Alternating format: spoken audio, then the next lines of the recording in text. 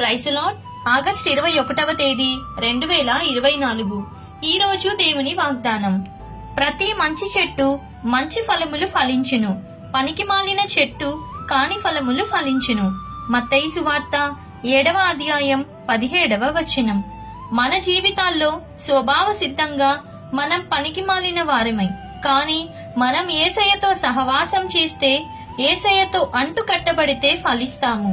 మనం రక్షణ పొందాము కాబట్టే మంచి పనులు చేయాలి.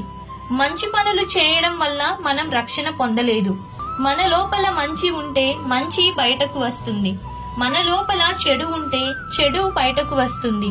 మనం లోపల ఏమై ఉన్నాము అనేది మన జీవితంలో కుదుపులు కష్టాలు వచ్చినప్పుడే మనకు తెలుస్తుంది. కాబట్టి ఈ దిన వాగ్దానం మీ అందరి జీవితంలో నెరవేరాలని కోరుకుంటూ దేవుని సువార్త పరిచర్యలో మీ సహోదరి. ఆమేన్. God bless you.